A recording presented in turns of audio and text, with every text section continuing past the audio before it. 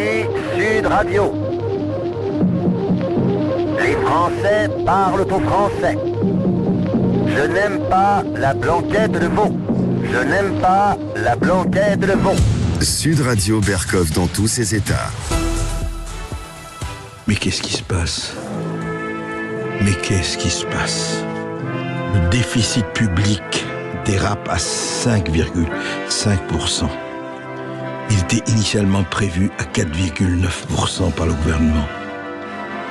La dette publique, 110,6% du PIB. Qu'est-ce qui se passe ? Sommes-nous en soins palliatifs ? Sommes-nous en état de mort imminente ? Non, bien sûr, mais quand même. C'est grave, docteur ? Sud Radio Berkov dans tous ses états. Le fait du jour. Ça n'ira pas. Et en ce moment, oui, on peut pas dire que ça aille très bien. Avec ces annonces quand même extraordinaires, on se rappelle que Bruno Le Maire avait fixé en matière de finances publiques un objectif qui n'était pas très ambitieux. Solde public attendu au moins 4,9% en 2023. Et puis, hop, tout explose. Bonjour, Philippe Murer. Bonjour André Berkov. Bonjour Philippe. Alors vous êtes économiste, je rappelle que vous avez écrit le très bon livre Sortie du capitalisme de désastre. Je ne sais pas si on est dans le désastre, mais là, alors qu'est-ce qui fait que nous passons effectivement à des prévisions qui étaient déjà pas extrêmement glorieuses, à des prévisions qui carrément sont assez, on peut dire, je ne dirais pas titanesques, mais titaniques. Alors qu'est-ce qui se passe et pourquoi on en est là déjà ? Qu'est-ce qui se passe ? Rappelons quand même la première chose, c'est que si le déficit public augmente, c'est parce que on est dans des gaspillages sans fin de l'État. Dans des gaspillages sans fin, on se rappelle le Covid, il faut revenir au Covid, qui a coûté 300 milliards d'euros avec le quoi qu'il en coûte, de Bruno Le Maire, qui était tout fier de l'annoncer. Pour une maladie qui était une grosse grippe, en fait, qui tuait autant qu'une bonne grosse grippe, une très grosse grippe, on a confiné pendant 1 an et les restaurateurs et d'autres professions, on leur a demandé de rester chez eux et que l'État payerait. Ça a coûté 300 milliards d'euros. On était à peine sorti du Covid qu'on est rentré dans la guerre en Ukraine. Et plutôt que de pousser aux négociations qui étaient presque abouties, on le sait, en avril 2022, pour que la Russie se retire d'Ukraine contre la non-adhésion de l'Ukraine à l'OTAN, l'Occident a poussé à cette guerre à l'Ukraine, qui a coûté 120 milliards d'euros à la France.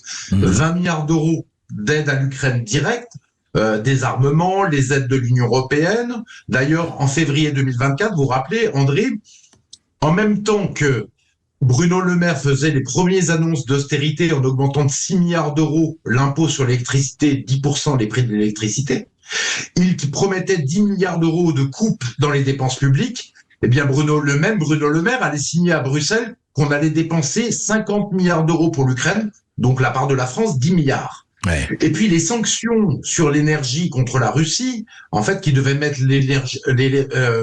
la Russie à genoux.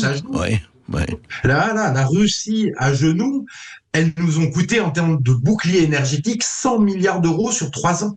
Tout ça, ça a des conséquences. Et alors Bruno Le Maire, qui est vraiment un rigolo, a fait une chose encore plus bête, mais qui coûte quand même 15 milliards d'euros par an. Il faut le signaler. C'est pas rien. C'est ce qu'il cherche comme économie aujourd'hui. Ce sont les OAT, la dette indexée sur l'inflation.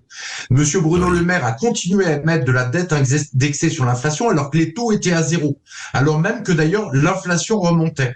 Ouais. Eh bien, cette dette, il faut payer un taux d'intérêt, par exemple, de 2%. Et y rajouter le taux d'inflation de 5% de l'année dernière. Oui. Et ça coûte 15 milliards d'euros par an à l'État français en 2022 et en 2023. Mais Philippe Murer, si on fait le total, c'est aberrant, quoi. C'est aberrant. Donc 300 milliards de confinement, 120 milliards pour l'Ukraine, 30 milliards d'euros pour les OATI. Donc voilà, vous faites exploser le déficit public, la dette publique, avec toutes ces erreurs politiques économiques. Et moi, je vais vous dire, quand j'entends Bruno Le Maire prétentieux et arrogant, alors qu'il a fait que des erreurs de politique économique depuis 2017, je lui lance le défi. Monsieur Bruno Le Maire, sortez du marché européen de l'électricité.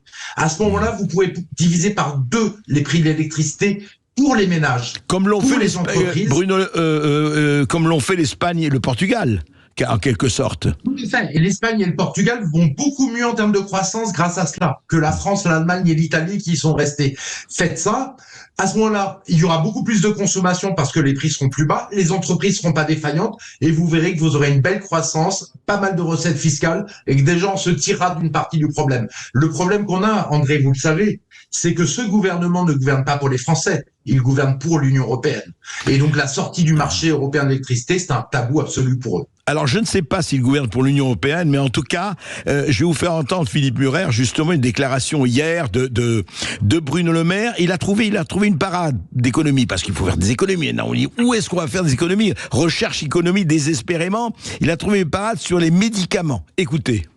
La deuxième chose, après la réduction des dépenses de l'État qui est indispensable, c'est une prise de conscience collective. Tout ne peut pas reposer que sur les dépenses de l'État. Dans votre livre, vous dites ça peut pas être open bar, c'est ça? Non, ça peut plus être open bar, bien entendu, mais sur toutes les dépenses. Mais ça veut dire quoi? Ça concrètement veut dire, très concrètement, sur le médicament. Quand nous décidons d'augmenter la franchise de 50 centimes à 1 euro, c'est une façon de dire, mais désolé, le médicament, ça peut pas être open bar. Regardez tous les médicaments que vous accumulez dans votre pharmacie. Ça a un coût, c'est vous qui payez, c'est le contribuable qui paye. Est-ce qu'on peut imaginer des remboursements selon les revenus, par exemple? Je suis ouvert à tous les débats. C'est pas à moi de trancher comment est-ce que les économies vont être faites. Ça doit être un débat collectif. J'appelle à une prise de conscience collective sur la nécessité de faire des choix dans nos dépenses publiques, dans toutes les dépenses publiques. Donc quelqu'un qui gagne aujourd'hui 4 000 les euros... dépenses sociales et les collectivités locales. Quelqu'un qui gagne aujourd'hui 4 000 euros pourrait se voir moins rembourser ses médicaments. Vous l'excluez pas, par exemple, ça? C'est ce que nous avons déjà décidé. Et qu'est-ce que ça nous permet de faire? Il ne s'agit pas de dire qu'on va ratiboiser tout le monde. Il s'agit juste de mettre un principe de responsabilité et de choix dans la dépense publique. Si on estime, ce que je crois, que des personnes qui sont gravement malades, il ne faut jamais les laisser tomber, il faut bien les soigner. Une personne qui a un cancer, elle ne doit pas en plus avoir un souci financier. Mais celle qui est en bonne santé, qui gagne bien sa vie, elle doit payer plus. Alors juste Philippe Murer, c'est intéressant d'abord, il y a deux choses. Il dit ça ne peut plus être open bar. Alors si je comprends bien, c'était open bar il y a encore quelques années, ou jusqu'à présent, même avant évidemment, Emmanuel Macron et Bruno Le Maire. Et puis deuxièmement, il dit écoutez, c'est pas à moi de décider. Ah ça c'est fabuleux. On va faire une conférence, on va faire un colloque, et on va faire un conseil citoyen, et puis on va décider ensemble. Mais attendez, je croyais que vous étiez payé à l'exécutif pour ça. Philippe Murer, mais c'est quand même... Alors, est-ce que c'est bien cette histoire des médicaments? Oui. Vous avez tout à fait raison. Et la prétention, l'arrogance de Bruno Le Maire est extraordinaire. Alors, il va culpabiliser les Français en leur disant c'est de votre faute, c'est pas de la mienne. C'est exactement ce qu'il est en train de faire. Alors, je vous rappelle que les Français ont des remboursements sur les médicaments parce qu'ils payent des cotisations sociales sur leur salaire. Si on veut qu'ils ne payent pas, qu'ils payent les médicaments, faut leur enlever les cotisations sociales. Faut être raisonnable. Le problème, si vous voulez, c'est que en fait, à force de chercher des petites économies partout de médicaments, on n'a plus d'industrie pharmaceutique, on a des manques de médicaments parce qu'on les paye pas assez cher en France. À force de faire des économies sur les salaires des soignants, on n'arrive plus à recruter des soignants, on le sait en France, ni des policiers, ni des enseignants. Donc en fait, le vrai problème, il n'est pas là. Parce qu'en fait, le déficit public, si vous voulez, c'est tout arrive au final au déficit public. Quand vous n'avez pas de croissance, quand vous avez une politique industrielle qui détruit la production, tout finit par le déficit public. Ouais. Or là, il faut revenir sur la politique économique de Macron et de Bruno Le Maire depuis 2017. C'est baisse d'impôts sur les plus riches avec on enlève l'ISF. On baisse l'impôt sur les dividendes, l'impôt sur les bénéfices, on baisse l'impôt sur les plus-values. Alors, je parle pas du bénéfice et du dividende du petit entrepreneur. Hein. Je parle des 30 000 ménages les plus riches qui touchent 2/3 des revenus du capital. Ouais. Parce qu'il faut pas se faire leurrer par les mesures démagogues. Quand on baisse l'impôt sur les dividendes, c'est essentiellement 30 000 ménages qui prennent 2/3 des revenus. Donc, en fait, ils ont fait ça en disant, on va avoir plein de croissance et ça va bien marcher. Eh ben non, le résultat, c'est pas de croissance, une baisse des recettes fiscales, et des défaillances d'entreprises au plus haut depuis 2008. Et quand je dis pas de croissance, il faut remettre ça et l'avoir toujours à l'esprit. La croissance en France depuis fin 2019, c'est 0,4% par an. 0,4% par an. Il n'y a plus de croissance en France. Donc avant le Covid, même avant le Covid, Philippe Murer. 2019, c'était avant le Covid, c'est ça. Donc de fin 2019 à aujourd'hui, la croissance moyenne, c'est 0,4% par an. Ouais. En Allemagne, c'est pire, c'est 0% par an. Il n'y a plus de croissance. En Italie, ce serait presque pareil, et en Espagne aussi. En fait, c'est quoi? C'est l'échec de toutes ces politiques économiques qui nous conduisent à des déficits publics. Alors, avec la politique économique qu'ils ont pris, la première chose, c'est qu'ils ont fait exploser les inégalités, Macron et Le Maire. Faut bien comprendre que les salariés, ceux qui travaillent, ont une baisse de 5% de leur pouvoir d'achat depuis 3 ans. 5%. Ouais. Voilà, donc, et en plus, on leur met une énergie chère. Et ben, que fait le gouvernement? Il est obligé de faire des boucliers tarifaires qui coûtent une blinde. Et on se boucle par le déficit public et le budget. Toutes les erreurs de politique économique ont été faites. Bien sûr par Macron, mais aussi par Sarkozy, Hollande et tous ceux qui Oui, l'ont mais les précédé. prédécesseurs, faut pas les oublier. Oui, tout à fait. Exactement, c'est-à-dire le libre-échange et la délocalisation de notre industrie. Le fait qu'il n'y a pas de politique industrielle alors qu'il y en avait une forte sous De Gaulle et Pompidou. Le fait qu'il n'y a pas de patriotisme économique. Le fait qu'on ait une énergie chère maintenant. Ben, ça fait qu'on n'a pas de production, pas de croissance, pas de recettes fiscales. Et donc, à la fin, ils font des plans de relance, ça se boucle par le budget, ils font des plans de relance, on se boucle par le déficit public.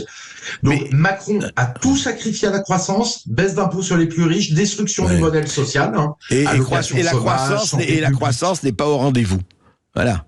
Exactement. Ouais. Vous avez vu qu'ils détruisent notre service public à tel point les fonctionnaires. Il y a quelqu'un qui travaille à l'OFCE, François Girolf, qui est très brillant, qui a montré que les fonctionnaires en 20 ans ont vu le point d'indice baisser de 30%. Voilà, 30%. Donc évidemment que vous n'arrivez plus à recruter des fonctionnaires pour l'hôpital, pour la police ou pour même la RATP. Donc non seulement ils ont détruit la croissance, mais ils détruisent l'avenir en même temps. Voilà, et tout se retrouve à la fin dans le déficit public. Restez avec nous, Philippe Murer. On va quand même parler après comment on peut peut-être arrêter ou en tout cas endiguer quelque peu ce tsunami. À tout de suite après cette petite pause. Et puis vous aurez la parole 0826 300 300 pour réagir et poser toutes vos questions. Et puis je vous rappelle bien sûr qu'on est en direct sur le Facebook Live, sur la page Facebook de Sud Radio. À tout de suite. Sud Radio Berkov dans tous ses états. Appelez maintenant pour réagir 0826 300 300.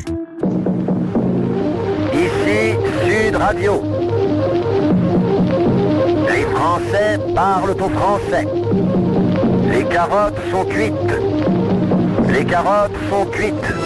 Sud Radio Berkov dans tous ses états. Alors cette dette publique, alors ce déficit, si encore c'était des dérapages contrôlés. Malheureusement, je ne sais pas si le contrôle est au rendez-vous. Mais Philippe Murer, bon, on va pas rester effectivement dans Apocalypse Now, mais au fond, est-ce qu'il y a un correctif aujourd'hui? Qu'est-ce qui serait, je dirais pas les mesures les plus urgentes à prendre, on va pas faire un catalogue, mais qu'est-ce qu'il faut arrêter? C'est quelles dépenses? Est-ce que vous avez écrit, que ce soit vis-à-vis de l'Ukraine, que ce soit vis-à-vis, bon, le Covid, maintenant c'est fini, j'espère que ça va pas revenir. C'est quoi la prochaine? C'est un exercice de lucidité en disant on ne peut pas tout faire, on ne peut pas tout payer, on ne peut pas être dans le quoi qu'il en coûte, c'est ça? C'est exactement ça. Alors, les dépenses qu'on envoie vers l'extérieur, c'est particulier. On peut les couper. Ça n'a pas d'impact sur l'économie française. Donc, c'est vrai que si on arrêtait de lancer la guerre en Ukraine et on se battait pour des négociations, eh ben, ça serait quand même une bien meilleure idée. Je pense, on ne peut pas se le permettre, sinon. Mais si on coupe dans les dépenses publiques à l'intérieur, comme a commencé à le faire Bruno Le Maire, c'est-à-dire une hausse des impôts de 6 milliards sur l'électricité, qu'on voit dans les factures, avec une coupe dans les dépenses publiques de 10 milliards, ce qu'il faut bien comprendre, c'est que ces 16 milliards-là, ils seront retirés de l'économie française. Donc, ils seront retirés du PIB et on va se retrouver avec une bascule. Aujourd'hui, on est en quasiment la récession. On a 0 croissance du PIB sur les 2 derniers trimestres. Ouais. Si on coupe dans les dépenses publiques aujourd'hui, on va se retrouver en récession franche, avec un multiplicateur. Donc, ça sera plus que les 16 milliards qui seront perdus et donc encore plus de recettes fiscales donc qui seront perdues. Donc, en fait, on va se retrouver avec un déficit qui sera à peine amélioré. Si on fait ça, on va se retrouver dans la situation de la Grèce. Vous vous rappelez, entre 2011 et 2014, où on avait tellement coupé dans les dépenses publiques qu'on s'est retrouvé avec un PIB qui a baissé de 25% en Grèce en 3 ou 4 ans, et avec de la dette publique qui est montée au plafond à 51% du PIB. Donc ça, c'est pas la solution, la coupe dans les dépenses publiques sèche, à part sur la guerre en Ukraine ou se battre contre la fraude sociale. Et alors c'est quoi la solution? C'est quoi la solution ou les solutions les plus efficaces, qui pourraient être les plus efficaces potentiellement? Alors, la solution la plus efficace, c'est très clairement, il y en a qu'une seule de solution en fait. C'est d'abord lutter contre les fraudes sociales, fiscales qui coûtent beaucoup d'argent. Charles Pratt avait montré que, je crois sur votre antenne, que la fraude sociale, ça coûtait 50 milliards d'euros. Alors, très souvent d'ailleurs, souvent lié à un excès de carte vitale est lié à une forme de fraude liée à l'immigration. Les centenaires algériens aussi, les gens de 110 ans qui ont versé des retraites en Algérie. En tout cas, il y a une mine à creuser et le gouvernement se refuse. La fraude fiscale qui est aussi un problème. Mais en fait, la vraie problématique, c'est qu'il faut complètement changer de modèle économique, tout simplement. C'est-à-dire favoriser la production en faisant du protectionnisme intelligent, en faisant que la commande publique elle soit réservée aux entreprises françaises, qui permet d'ailleurs d'avoir plus de production, plus de recettes fiscales. En faisant de l'État stratège, on veut de l'énergie pas chère, eh ben faisons un plan Mesmer 2 sur le nucléaire. Au lieu de faire Fessenheim, on fait un plan Mesmer 2 sur le nucléaire pour construire rapidement beaucoup de centrales nucléaires, avoir de l'énergie propre comme de l'hydrogène ou de l'électricité pas chère pour les Français. Là, on relance la production, on relance la croissance. Si vous voulez, on se trouve un peu dans la même situation qu'en 1945. En 1945, on a 200% de dette sur PIB en France à cause de la guerre. On a une industrie détruite, une économie en ruine. Que fait le gouvernement français ? Eh bien, il relance la croissance par du patriotisme économique, tout un tas de mécaniques, et on se retrouve avec 7% de dette sur PIB en 1973, André. Donc on a baissé de 200% à 7%. Je dis pas qu'on peut rééditer le même exploit. Non, mais... Là, le problème, c'est qu'on a une oligarchie qui est passée comme une guerre sur la France, qui a tout détruit, la production, le déficit, la dette publique. Et en 40 ans. En fait, il faut en fait, Philippe Murer, ce que vous dites, il faut non seulement l'ardente obligation du plan, mais l'ardente obligation de neurones. De neurones, ce qui veut dire virer tout. Il faut sortir de l'Union européenne pour avoir toutes ces mécaniques pour la production, tant agricole qu'industrielle, etc. Et il faut aussi virer toute l'oligarchie d'incapables qui tient la France depuis 40 ans. Et donc, il faut que les Françaises aient ces deux courages-là, sortir de l'Union européenne et virer les incapables. C'est pas parce qu'on parle bien à la télévision et qu'on a fait l'ENA qu'on est compétent. La compétence, elle se voit dans les résultats. Les résultats, ils sont très très mauvais. Et donc, il faut changer de classe politique et prendre des gens courageux à la place. En tout cas, vaste programme, sorti de l'Union européenne, n'en parlons pas. Et puis, trouver des gens efficaces, ça se trouve évidemment, mais aussi travail d'Hercule. Qui vivra et qui votera, verra. Merci, Philippe.